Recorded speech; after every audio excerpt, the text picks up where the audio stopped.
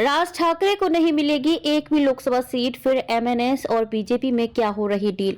पिछले कुछ दिनों से महाराष्ट्र की राजनीति में सत्ताधारी एनडीए गठबंधन महायुति में महाराष्ट्र नवनिर्माण सेना एमएनएस प्रमुख राज ठाकरे को भी शामिल करने की चर्चा जोरों पर है। इस सिलसिले में राज ठाकरे ने मंगलवार को नई दिल्ली में केंद्रीय गृह मंत्री अमित शाह से मुलाकात भी की है। माना जा रहा था कि लोकसभा चुनाव में राज ठाकरे भी एनडीए के बैनर तले चुनाव लड़ेंगे, लेकिन अब कहा जा रहा है कि भाजपा राज ठाकरे को लोकसभा चुनावों में एक भी सीट नहीं देने जा रही है।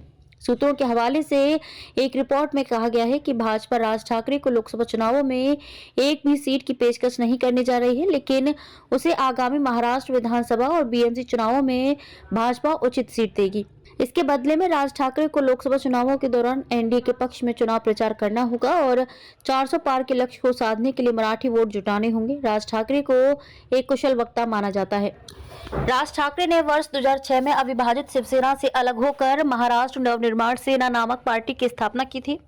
इससे पहले चर्चा थी कि अगर भाजपा और एमएनएस के बीच गठबंधन पर मोहर लग जाती है तो एमएनएस को मुंबई से चुनाव लड़ने के लिए एक सीट दी जा सकती है। इस बीच एमएनएस के नेता बालानंद गांवकर ने कहा कि पार्टी राज ठाकरे के निर्देश पर लोकसभा चुनाव लड़ेगी। महाराष्ट्र के उप मुख्यमंत्री देवेंद्र फडणवीस ने बुधवार को कहा कि केंद्रीय गृह मंत्री अमित शाह और महाराष्ट्र नवनिर्माण सेना प्रमुख राज ठाकरे के बीच बातचीत सकारात्मक रही और अगले कुछ दिनों में तस्वीर साफ हो जाएगी।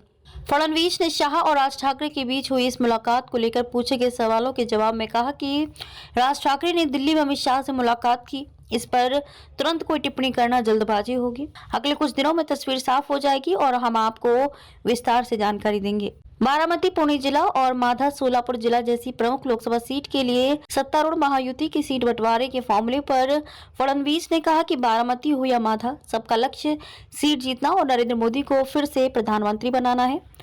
राज्य के उप मुख्यमंत्री अजित पवार की पत्नी सुनेत्रा पवार का नाम राष्ट्रवादी कांग्रेस पार्टी शरद चंद्र पवार से संबंधित सुप्रिया सुले के खिलाफ तय होने की उम्मीद है। हालांकि भाजपा के सहयोगी दलों के कुछ स्थानीय नेताओं ने सुनेत्रा पवार की उम्मीदवारी पर अपना विरोध व्यक्त किया है।